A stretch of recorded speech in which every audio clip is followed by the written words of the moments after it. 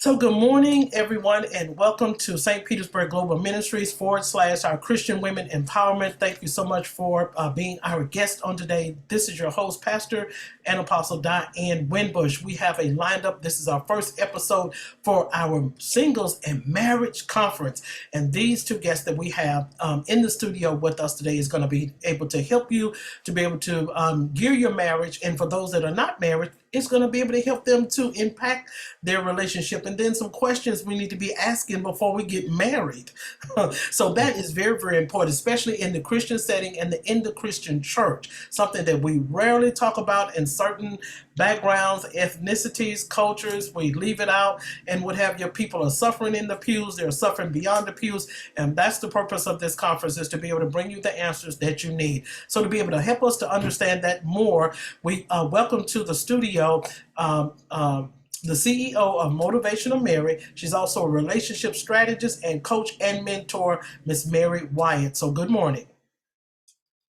Good morning. And we also have with us this morning um, Rabbi Shlomo Slatkin, and he's also the founder of the Marriage Restoration Project. So he has tons of resources, just like Mary does, to be able to help you to get repaired, and we're not talking about divorce today. So this is a repairing and getting you started. So good morning, Rabbi, and Good welcome morning. to the studio. Good morning. Thank you. It's a So pleasure to be here. thank you. So we're going to start with Mary. So tell us a little bit about you, Mary, and then also as to a little bit about your organization and your purpose, and what kind of compelled you to be able to inspire women and inspire men too, I would assume, to be able to help them in their relationship. My organization started by means of me trying to find a way to be a mom at that time, with being a hands-on mom, not just actually working full-time and getting another job. So it was a means of answering my prayer. And God showed me that in the midst of answering my prayer, I had a gift to help women that struggle from past failures in their relationship and being a survivor of bullying as well as domestic violence. Mm. So my desire is to help cultivate healthy relationships at home first, so that we can see positive results in the community as well as in organizations. Because if we can take a step towards building healthy relationships at home, then we can prevent the bullying and domestic violence and being in unhealthy relationships. So I do speak, my primary audience is women, but as the Lord leads with my husband, we do speak as well as to men as well. Okay, great. Okay, thank you so much for that. So, Rabbi, the same question to you. Tell us a little bit about you, and then for your foundation, kind of what inspired you to be able to engage into the foundation of the relationship project, as to you helping so many hundreds or thousands of people.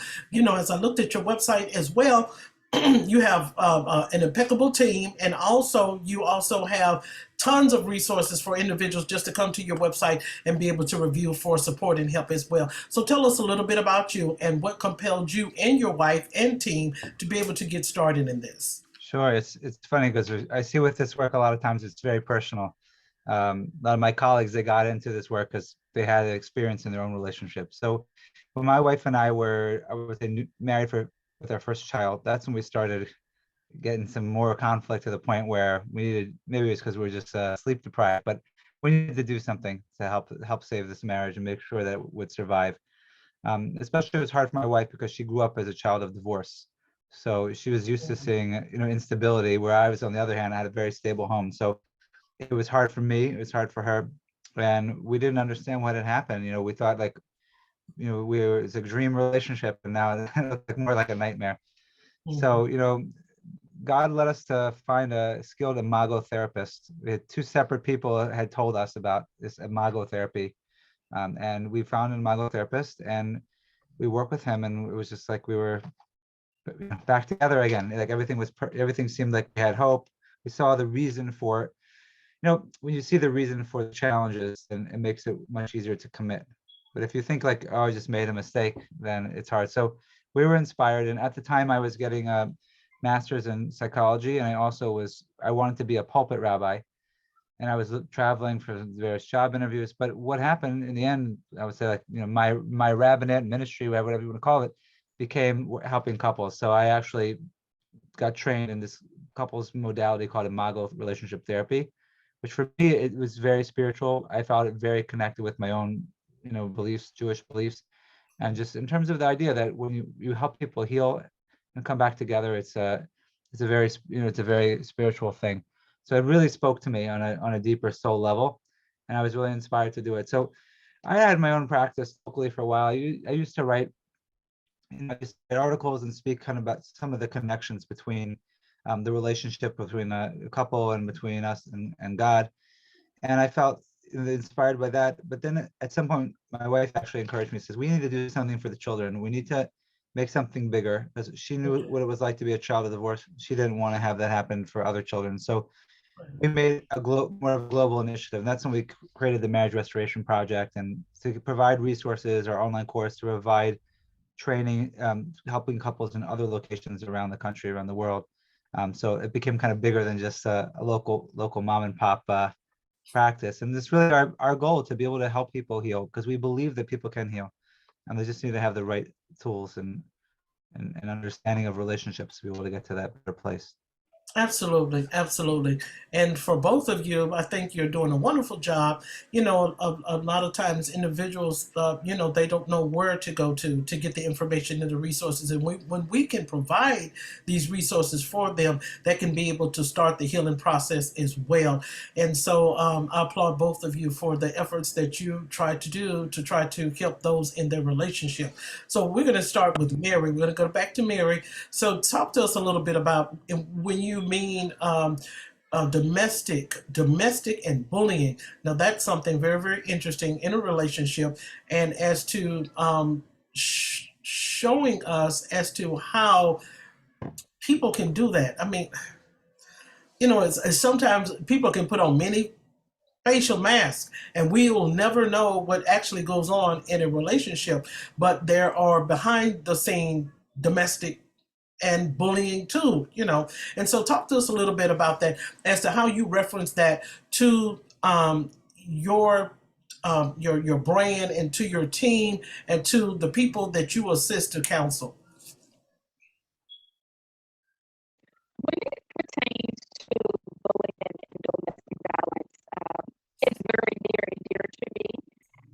I served on a committee for my son when he was younger, from middle school, and I just asked God, why am I on this committee? He was like, do you realize you went through bullying? And if we don't recognize what is deep within our soul, that can be a hindrance as God leads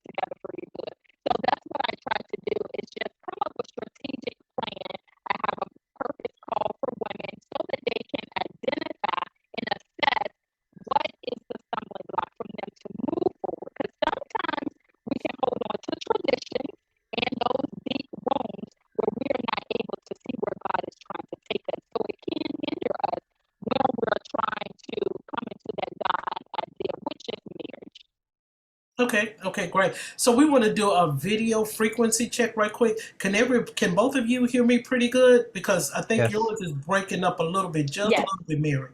It's breaking up just a little bit. Your frequency is. So I just wanted to make sure that everybody is kind of clear on the frequency. So thank you. So Rabbi, so take us into like an initial intake in regards to the marriage restoration project. So take for instance, you got this couple. They're going through, and they said, you know what, this is it. And so they said, no, we're going to go to the restoration project. We're going to see if we can get some help about this before we go to any type of divorce. So take us into some of the initial steps that you provide for those seeking on the internet, online, if they perhaps maybe come to the synagogue for assistance and help, or even they just come to the brick and mortar. Tell us a little bit about the intake process as to what to expect if a couple was to come to you or your wife or your team and say, look, we need help before we even go to the divorce court. sure. Yeah, so I mean, we usually speak to couples that are interested in terms of working with us privately or in our groups. We talk to them on the phone first and just get an idea of what's going on. And then once they come in the door, we really try to help them understand a little bit more about, well, share with each other why they're here, but also Yeah. remember when they explore why they first fell in love in the first place.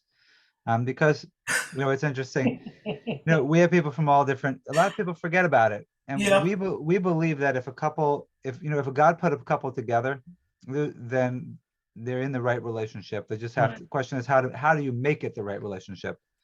So we show them how they're, at least this is what the imago therapy believes. They believe that a person is attracted to somebody who's going to remind them of their childhood. So we say that marriage is the unfinished business of childhood. So God really puts you with a person. He makes you attracted to a person over Mm-hmm. everyone else who's going to come there and be able to help you heal.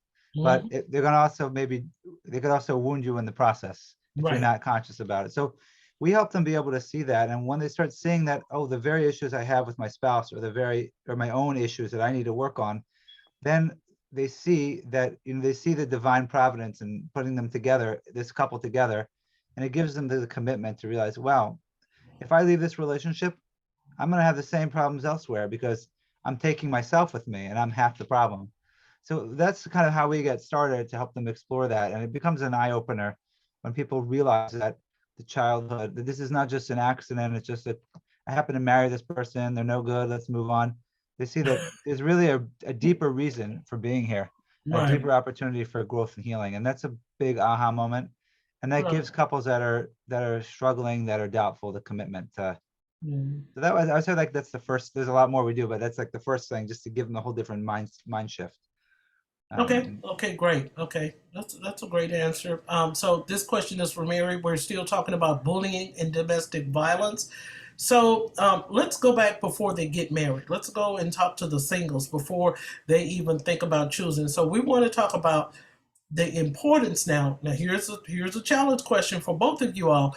This is a single couple. They're desiring to get married. And look, Rabbi, I was just talking about it in Bible study this morning online about, God mates us up to the right person. I want to reflect on that too, because if we think about Ahab and Jezebel, I mean, they was connected because they rebelled against God, both of them.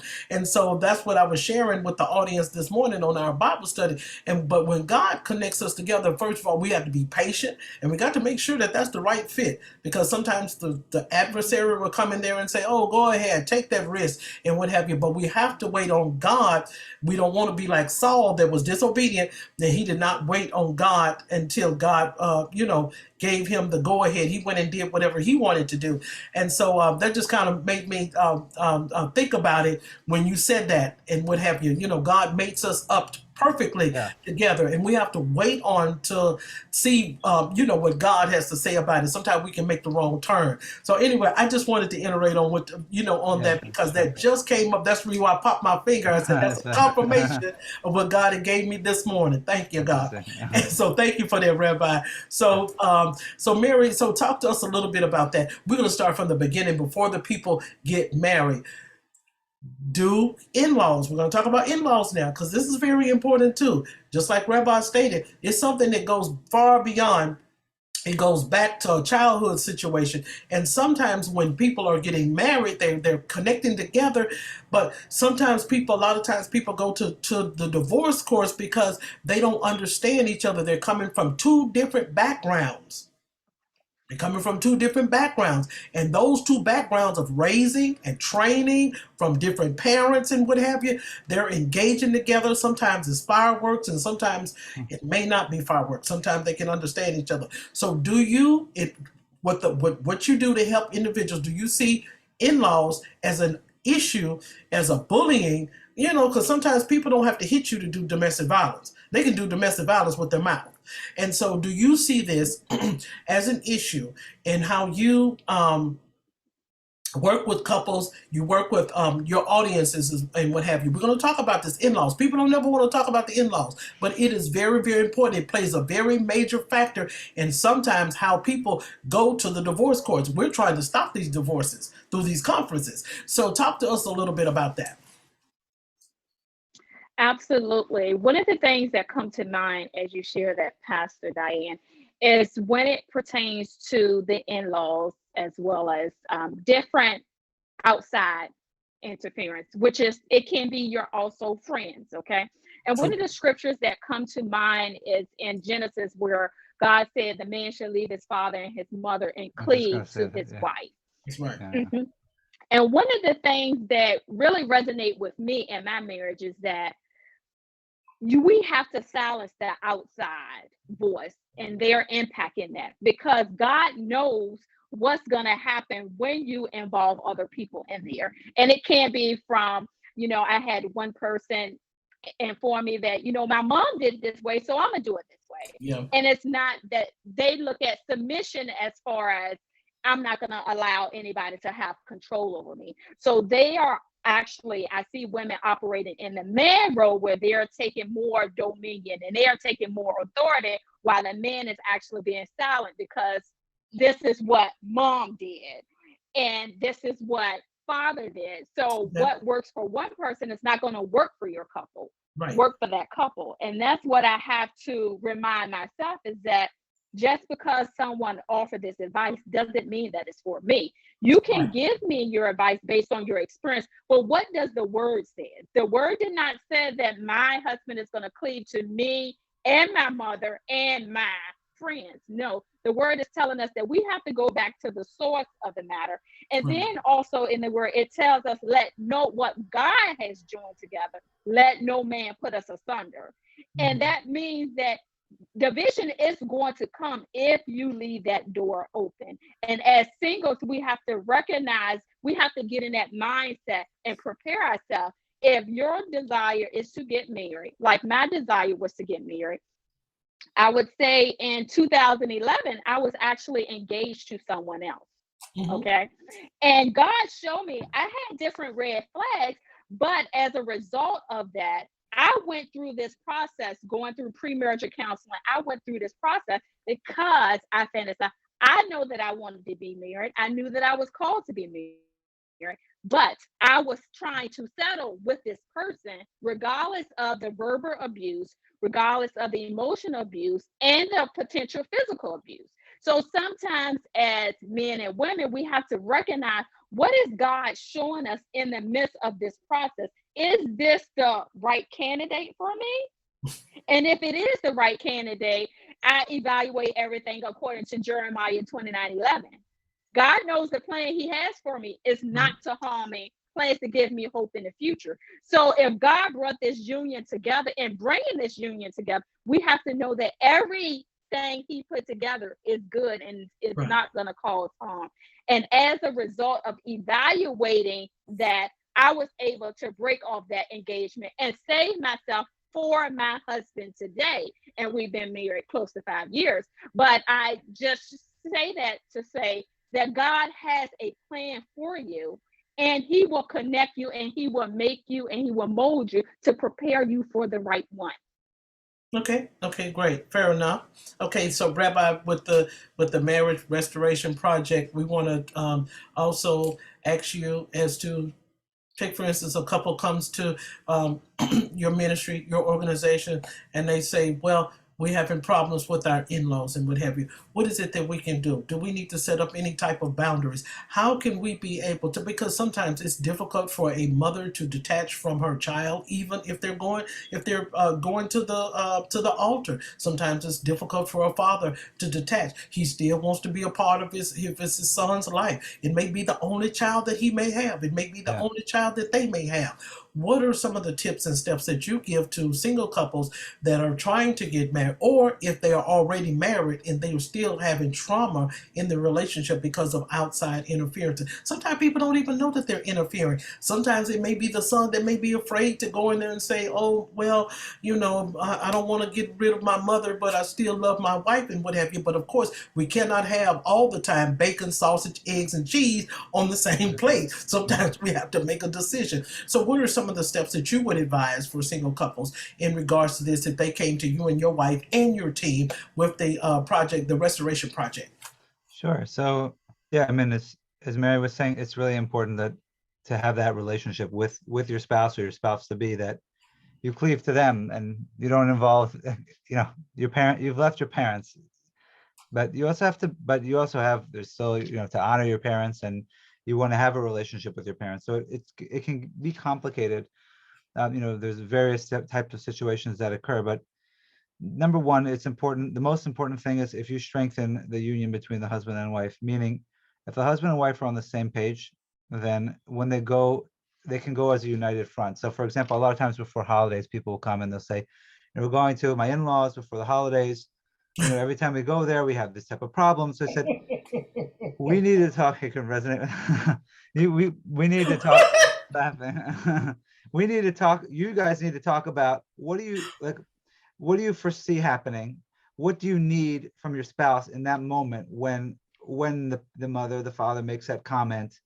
And sometimes even just going in on the same page, they sense that you're united, Right. and they already know, almost sense that we can't mess with you. Like we're not going to interfere. We're not going to make those comments because they don't appear vulnerable anymore. So it's very important. The stronger the relationship between the husband and wife, the better they'll deal with the parents.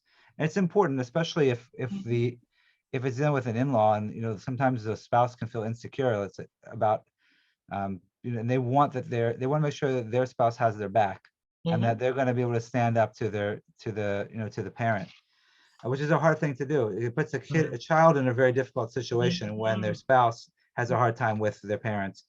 So at some point, I always say you have to set healthy boundaries. Sometimes you have to be able to have a conversation and say, to your parents, that we love you very much. We want to be in a relationship with you.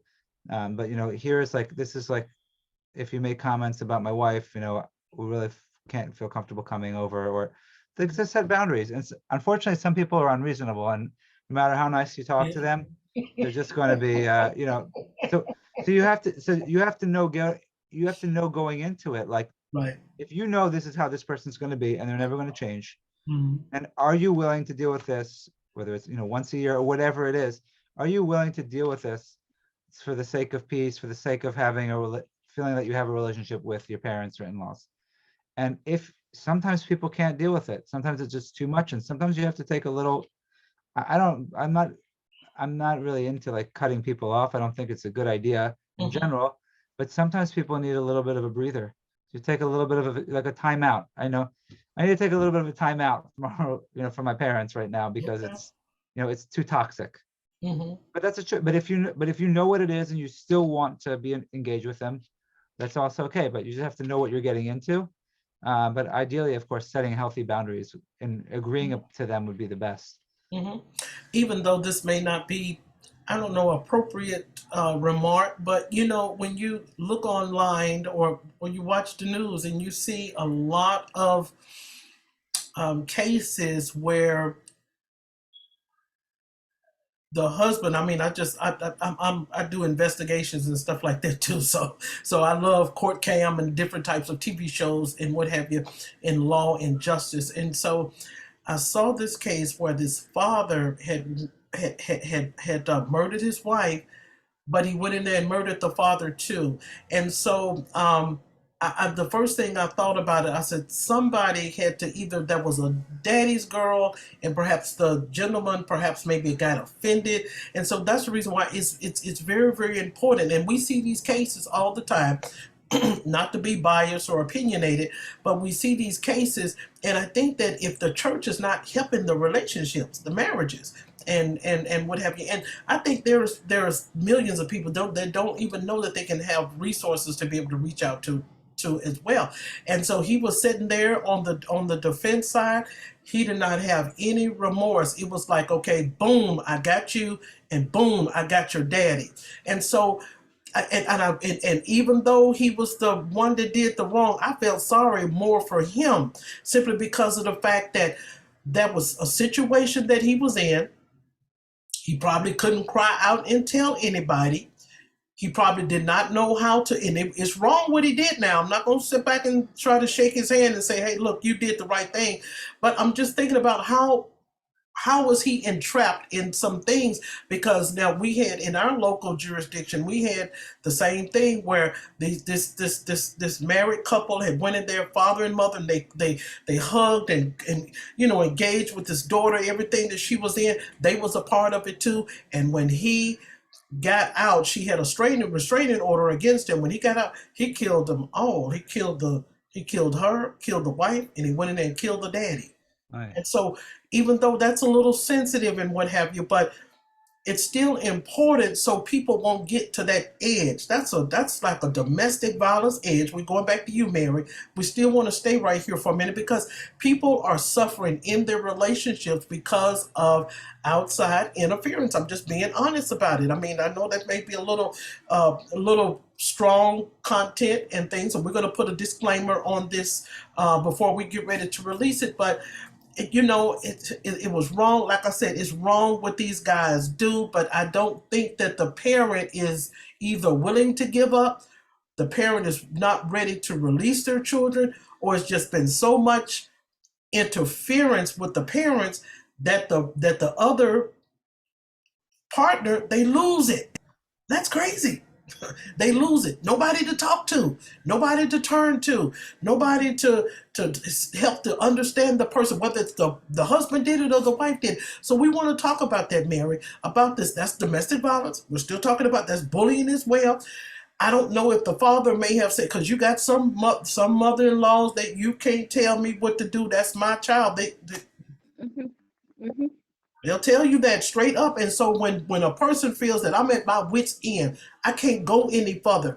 And so when the next snap come up, the person just snaps. And like I said, it was totally wrong. We know that God does not like murder. We don't agree with that. But then as I saw him sitting in the seat, I felt sorry for him too. What had to happen to lead him up there? And it was not just the wife. He killed the father too. So the father had to been meddling. He had to been doing something. And that hurt me right there. I'm like, nobody was there to reach out to this man, or he was not open enough to reach out to somebody before this even got to that point. Now you got a father that's dead, and his daughter is dead because some kind of rage went on. Something had to been going on behind closed doors for that to happen. And like I said, in our own local jurisdiction right here where we're from, the same thing happened some years ago. As soon as he got out of jail, pow, he shot the wife. Pow, he shot the daddy right in front of their children, their little kids. That's crazy. Church people, go to church. Come on, Mary. Yeah. Okay, go ahead, Rabbi. She's maybe having. No, I mean, I think that yes, I think we need to deal with the relationship. I mean, I don't know much about this young man, but I think just in general, mental health is something that needs to be addressed in our communities. That somebody could get to a point where they get so frustrated and angry that they do that. I mean, I don't know if he was mentally ill or had his, I'm sure his life was not so simple, not to justify it at all, right. but to do such a heinous crime. Most people who have a healthy, a healthy childhood and are mentally healthy are not going to do something like that. They have some type of a little bit more self-control than that. So they're obviously, I think that mental health is a huge thing that we need to besides the relationship piece, which is important as well, but just in general, mental health needs to be addressed, and people need to get help, and it doesn't have to be stigmatized, that it should be a normal thing that people can ask for help, or that we have services that provide people with help in communities and schools, etc. Okay, great. So hopefully Mary will be back on in just a minute. So tell us a little bit of even about the marriage restoration project. So now, do are there community groups that you all group off into, or I know people can be able to come to you, of course, on one-on-one counseling, but do you all have like different types of events where you are in the public, where you can be able to go in, and then the couples or can be able to group, like here in Tennessee, people, they have marriage seminars, they have marriage conferences, they have marriage Valentine's Day. They do a lot to try to help to and be able to empower a relationship. So tell us a little bit about that, as to the outreach that you provide, you and your wife and your team provides, in order to make marriages even better and greater so they can grow healthier in Christ. Yeah, sure. So in terms of, so we have retreats for, and we have people from all different backgrounds, all different religious beliefs. But what we do is we have some resources online that which are free. People can, we have a podcast, we have free books, we have a blog post. And then what we do for people who want something more, and we have an online course, it's like a do-it-yourself program. But then the people who want something more like interactive, we usually have in Baltimore 4 times a year a group workshop. Okay. For couples to come. It's like a weekend, like 2 days. And then we also have private retreats. So we have private retreats in different locations around the country, where we meet 2 days and do follow-ups. And we also have some exotic retreats. So if couples want to go on a vacation, like we have one coming up in Belize, in Central America, and one in Costa Rica. People want to get away, have a nice like romantic getaway, but also be able to do a group workshop. So we also do that as well. So we really try to meet couples, and we have on social media too. So we're trying to reach everybody where they're at, and to help them get the help that they need to have a healthy relationship. Okay, great. Okay, so Mary, did you remember the question that I had before? So it's I want to go back to you to be able to elaborate on that a little bit. Rabbi have already elaborated on what we just kind of discussed in relationship in regards to interference and things like that, and then some constructive ways as to how we can be able to prevent. Rabbi had shared, previously, some things are mental. Sometimes people may have mental disorders as to why they react to certain issues and problems that the way that they do. And then two, even if we'll say it's mental, and even if it's mental, we still got to find ways to be able to help them as well if they want the help. Absolutely. Pastor Diane, please forgive me, as we know that any assignment, the enemy is very busy. That's so okay. I did remember your fine. question. I would Absolutely. say as it pertains to domestic violence, it is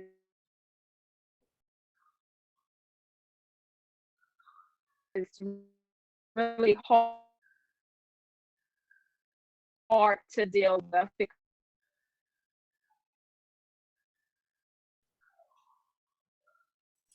Okay.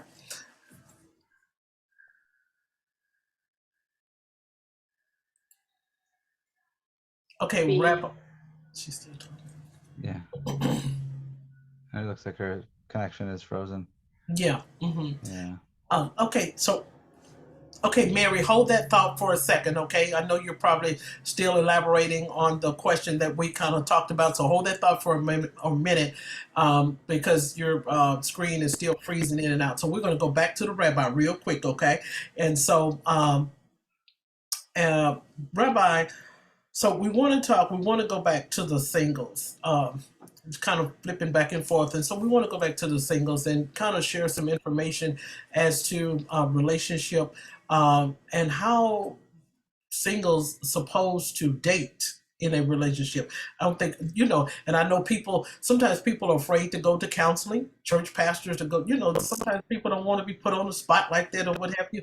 So in your organization that you offer, what do you offer to individuals in regards to wanting to get married and some of the steps. We already talked about the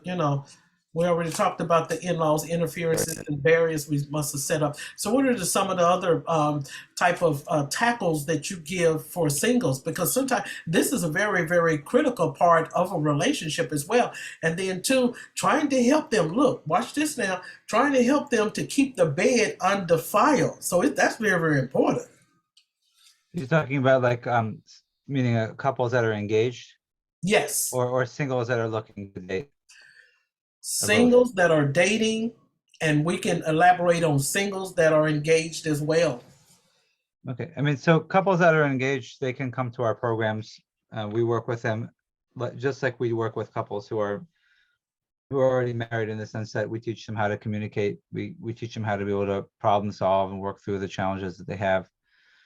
So those are all the same principles apply. Obviously, a lot of times single couples are in a really good place, so they're in what we call the romantic stage, so they're not really seeing all the potential problems, so they don't even maybe think there's anything to talk about. But it depends how long they've been dating. Like in like in the Jewish community, in the Orthodox Jewish community, you have people that they don't even date that long. It's pretty short. In the regular community, people are dating for months, years before they get married. My wife and I dated for I think 6 weeks, and we got married 3 months later. Okay. But some people have, I had a couple that they were dating on and off for years, and they, broken engagements. And so they had what to talk about. They had challenges to work through. So, that's one thing. And then another thing is for singles that are looking to get married, a lot of times they're having a hard time finding people. They're looking to find a marriage partner, but, maybe they have cold feet or they're just unsuccessful. Especially in our circles, like people, they'll date to get married, so they'll meet each other, and then if it doesn't go well after a few dates, they're on to somebody else, because it's not meant to be like just to have a girlfriend or a boyfriend. It's to have for the purpose of marriage. So in those type of situations, people are struggling, so it's really important to help people learn about themselves, learn about how to be a better person in a relationship, like what's their kind of styles in relationship, how do they react, how to be more engaging, how to learn how to listen to somebody. And then also it helps them understand some of their own issues that they might have from childhood that might be getting in the way. That's also helpful for those singles. So sometimes we do work with them individually as well. Right, because I do agree with you on that one. It's very, very important to get to the meat and the potatoes of a relationship, because if there are some things that have went down, such as, wow, I don't really want to get this kind of technical, but if there are some things that occurred and happened in a relationship to the husband or to the wife or what have you, even though it may be mental and what have you, I think we don't get down to the meat and potatoes of individuals. That's the reason why sometimes, I guess I'm a little bit more passionate with others and things when it comes to when I see people, they do certain things and I'm like, okay, there's got to be a problem that happened before this person perhaps maybe have arrived at this solution that they decided to do or what have you. So I think it's very, very important, as you stated, get to the things of the past. What happened? Get to the root of it. If there's been some infidelities, with their parents, that makes a big difference. We're going to even go further. If it was rape or anything like that, sometimes it's difficult. The emotional part wants to connect with the husband, but the physical part can't connect because of some things that has not been cleared up from the past and what have you. And I think that is very, very important, because that is going to leave a trail from birth. I mean, not from birth, but from early child stages all the way through the marriages. You have a lot of divorces going on because of things like that. And then the husband, hey, what did I do? I'm trying to please her. I don't know what I did wrong. So we're going to go to you, Mary, to be able to help complete and finish that topic there in regards to, what some strategies that you offer to your audience, to your listeners, to your followers, to your viewers in regards to that, as to how relationships, especially starting off as single, how should they date? What is a date night? You got married couples. I know married couples right now, they still dating. been married 20, 30 years and they're still dating. They still go out and put on their nice evening gown and what have you. And I think it's very, very important. And we're going to talk about that. That's going to be the next question about how to keep the flames burning. So we're going to talk about, I want you to elaborate, off of what Rabbi and myself just discussed. That's As for it you, Mary. pertains to keeping the flames burning, as well as keeping your marriage fresh. Can you all hear me? Yes. Yeah. Okay. In regards to that, I would say you have to make it a purpose. You have to do it on purpose and not allow your daily affairs to take control over what is actually happening and how God brought your union together. So you have to have, sometimes it's good to have a set date night. Sometimes it's good to just have spirit of the moment where you just have lunch together. You can have a set time where you go out to take, like me and my husband, we just went away for the weekend, and you can hire a babysitter for your children as well. And also make sure that you invest in your marriage as far as getting the word. You're actually listening to the word together and attending marriage classes and listening to the word together. I believe all of those things will be able to help you to rekindle and keep the sparks in your actual marriage. But also think about this. Sometimes it's good for you to enjoy what he likes, even though you may not have a full interest in that. And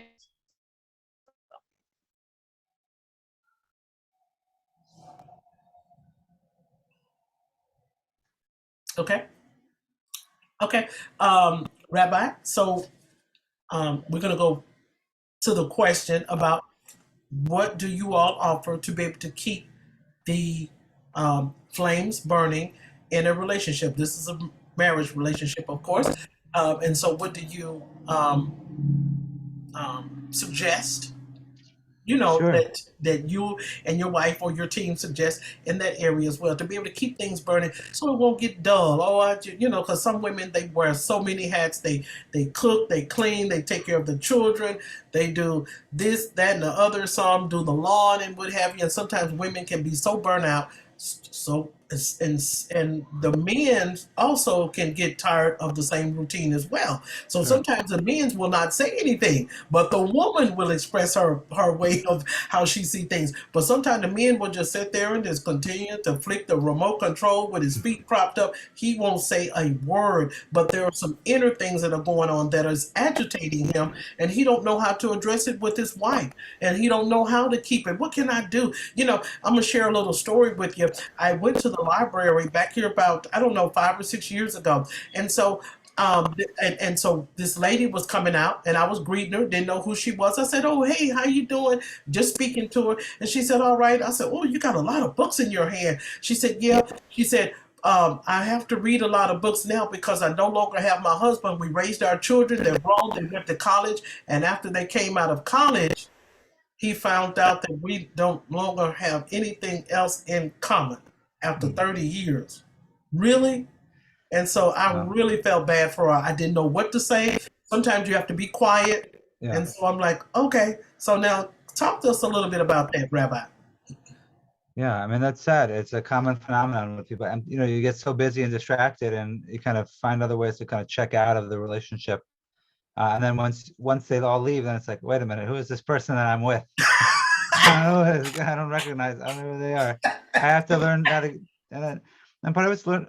How can I fall in love with them again? How can I date again? Mhm. But hopefully, you can, work on this beforehand, do some preventative measures. But it is really important in that you have to invest time in the relationship.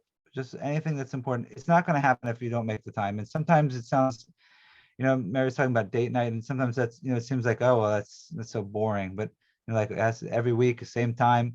But you know what? If you don't make a set time, it doesn't happen. So because you have good intentions. I want to do this. I want to do that. But if you don't have a set time, it's probably not going to happen. You can also be spontaneous, but there should be some things that you have kind of routinely scheduled to ensure that you have time together.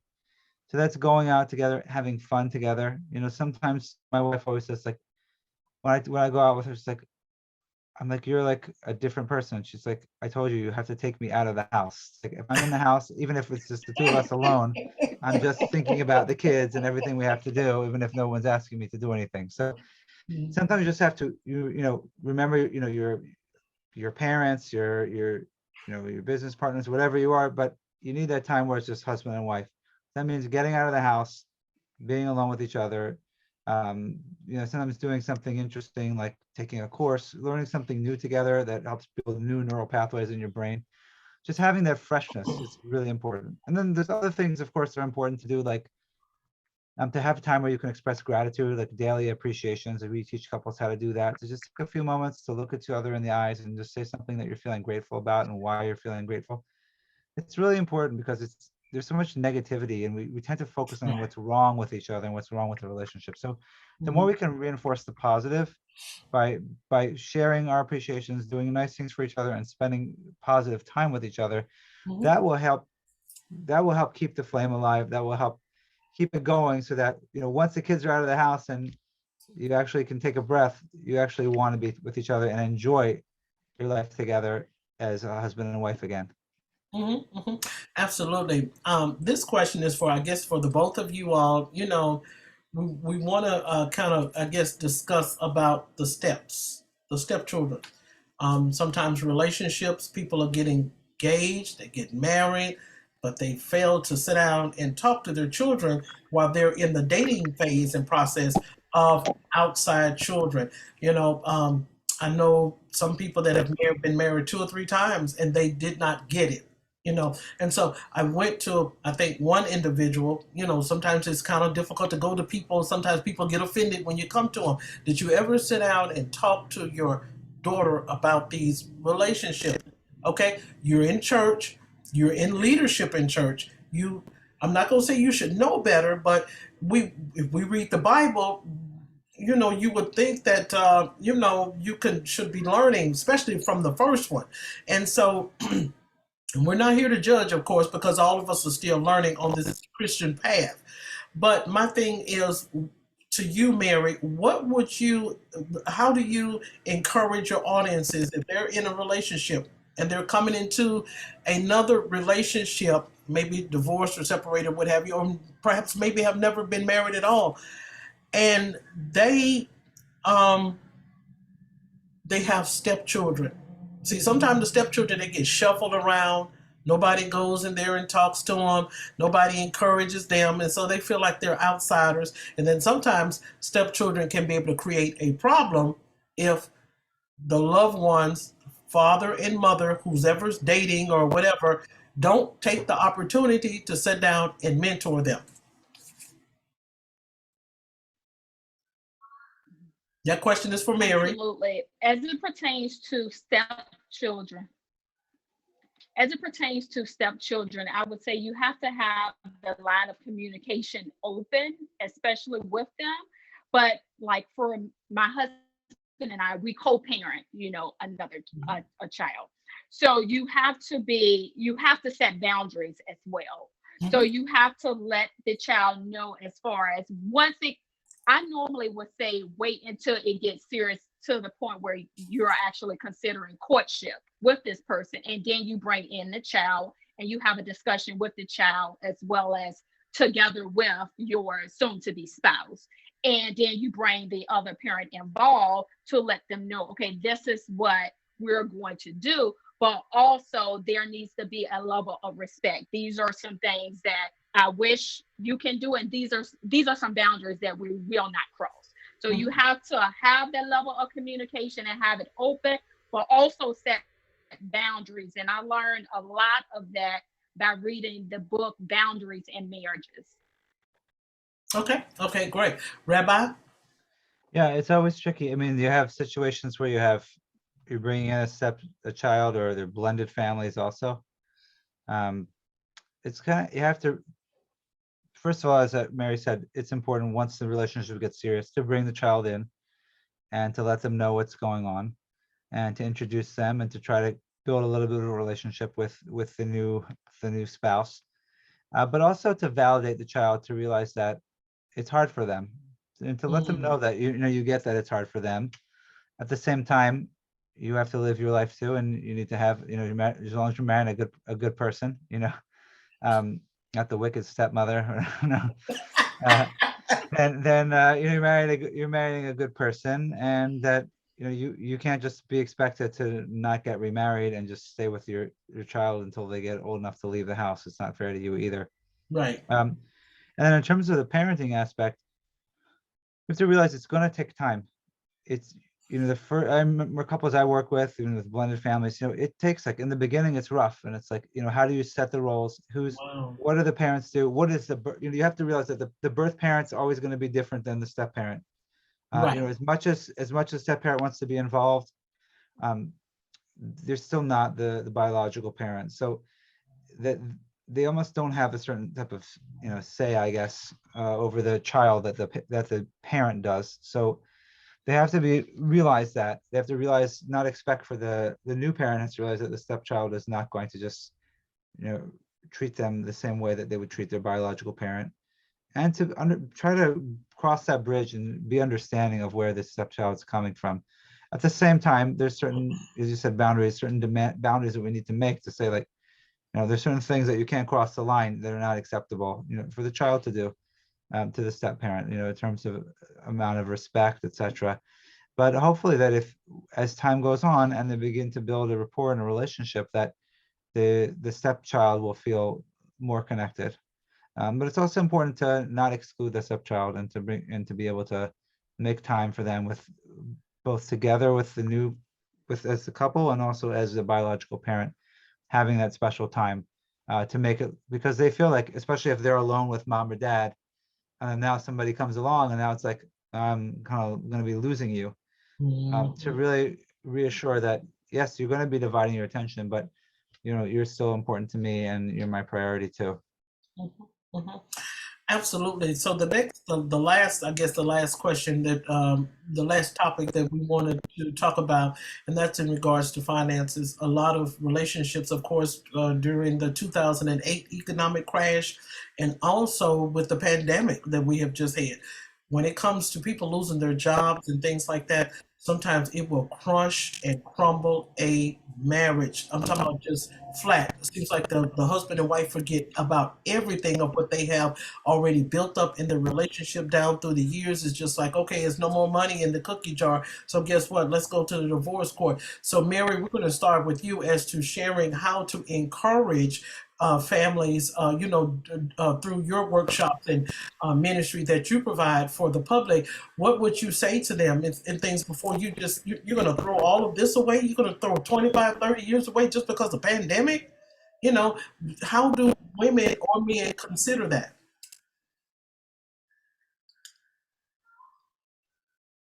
Honestly, I would say that it's definitely what's hard when it pertains to a lot of the pandemic put a strain on a lot of relationships. Mhm. And I would say that nothing is too hard for our God. That's And we right. have to understand. I was reading in Ecclesiastic 4:9, and it was 10, how two heads is better than one.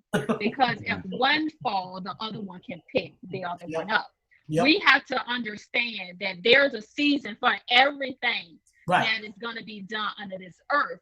And right now may be the season where you may be experiencing a financial crunch, but you won't stay there. And Right. you have to understand that and know that the purpose in your marriage is greater than what you're experiencing. This is just temporary to set you up later. And that's what I wish other marriages will understand. It's a temporary situation for a permanent setup later down the road. But you have to go through the season in order to get the harvest on the other side. Okay. Absolutely. That's fair enough. Okay, Rabbi. I would say, first of all, I found that in the pandemic, people who it's not like all of a sudden they have marriage problems. They're under the surface, and then the stress brings it out to the open. Okay. So that's number one. Number two, the cost of getting divorced is much more than staying together. Mm. Meaning, getting divorced, besides the attorneys, and besides splitting up all of your assets, and besides all the therapy you're going to need for yourselves and your children, and the heartache, It's just not, it's not worth it to just go straight for divorce without giving it a try. So it's makes more sense to invest in your relationship, invest in future generations, your children, because if you don't get it right, your children are going to have challenges, and they're going to have problems too. And it's just like we are like, it's like the gift that keeps on giving that nobody Yeah. wants. This marriage, discord, and divorce. I see it every Mhm. time. It's just like people just keep repeating the same thing generationally. So it's not worth it. It's definitely not worth it. It's much more worth it to try to build your relationship, to try to build what you have, the memory you have together, the time, the children, whatever is entailed, and to work on that. But to realize it's stress. When people are in a stressful state, when they don't have their basic needs being met, they go into fear mode. And when they're in the fear mode, it's hard for them to have trust in God and to believe that He's going to take care of them and provide for them. And they're not acting with their full brain. They're acting more like like very impulsive, like an animal, not a human. And we want to have, God gave man free choice, and we want to be able to that's what makes a human being, Right. to be able to have free choice, to be able to choose to do the right thing, and to listen to God and to follow as well, and to treat people correctly. And when we're in that stress mode, it's very hard for us to access that. So we want to take that human, or that soul that we have, to kind of take triumph over the body and the fear and the primal response, and to be able to make conscious and educated decisions will be in our best interest in the long term, and not Okay. just that short term, distress and fear. Okay, so still with the finances and stuff, I promise you this is it. Still with the finances, when a couple is coming into a relationship, the importance, this question is for Mary and for the rabbi, the importance of sitting down to manage the finances before. See, because a lot of times we go out and we purchase a brand new house, we don't need it. Not at that time. We go out and we purchase a brand new car. We don't need it at that time because, and sometimes a relationship can also crumble because of the not planning process, the planning stage of your finances. We just, sometimes we just go out, okay, I got this, I got that, and then we don't look down the road and say, well, what about the what ifs? This could happen. And so, how important is it for a couple to be able to make sure that they're planning appropriately, making sure that their finances are strategized accordingly, so they can perhaps, if something comes down the road and hit, guess what? This will not cause us to rumble or stumble. We still can be able to be stabilized even in a difficult time. And so you can go ahead first, Mary. Well, I believe discussing the finances often is very crucial for a marriage. And that is something that I would say, if there's a change in a household, there needs to be a discussion about finances. You should do it way before you actually start courtship. You should do it once you decide this is what we're going to do. We're going to get married. And you should do it afterwards. That way you can make sure that you all are on the same page. And when it comes down to big purchases, me and my husband, we like to set a limit. Okay, if something costs over a certain amount, we're going to talk to one another. We're going to say, hey, this is what's going on. I'm not going to buy a new car or a new house, and then you just wake up and just realize this is what I've done. But we want to make sure that we don't leave discord or confusion. We want to make sure that we are one, and by being one, we have to communicate that. Even though you may think, well, he or she knows, you have to communicate those things and know that this will set you up. It's not, some people feel as though if I say I'm going to tell him, well, this is how much I have, or he tell me this is how much I have and I can't do this, that is that person control. But it's not giving that person control. It's actually helping your marriage so that you all can have something. You may be able to get the house down the road or the car down the road, but you all need to be on the same page. Absolutely. Okay, Rabbi. Yeah, I think that's right. You definitely have to be on the same page about finances, and you need to learn how to be able to. I mean, part of it's communication skills. People need to learn how to be able to have safe communication, because finances push people's buttons. People have a lot of yeah, people have a lot of baggage around money. Right. People have issues. People grew up differently. They have different beliefs about money. Some people Right. think money is bad. Some people think money, some people are used to having money. Some people are not. So there's a lot of discussions to Right. get to the kind of the deeper issues, because that's what's causing the all the conflict around the money. Right. And then once you can get clarity about that, and people have different, some people are spenders, some people are savers, and you can clash on that. Some people are more impulsive. Some people can think down the road, like it's better to save. So all these things need to be understood, and then trying to get a plan, trying to have a budget, and to be able to save money so that you have that nest egg, you have that emergency fund, so that you're not going to be in a situation where you're going to be in such distress. I mean, you can't predict anything. Obviously God runs the world, and you don't know what's going to happen tomorrow. And you might think you're trying to save, and then you lose all the money in the stock market. There's a lot of things, God forbid, could happen. But you have to do your effort, and you have to at least create a vessel for the blessing to flow through. So if you have an idea of like kind of what you need, set that up, and put that energy out there, and also save what's realistic, so that you have that little nest egg, so that if somebody loses their job, you could afford to wait a few months till even if you can't find a job, at least you can afford to be able to feed your family until then. It doesn't have to destroy you and put you in that very fear mode, which gets you to the place where you're just ready to crumble. Absolutely. Absolutely. Well, we thank both of you for being our guests on today. But absolutely, we do not want you to be able to leave the show without sharing with our audiences as to how they can be able to connect with you after the show.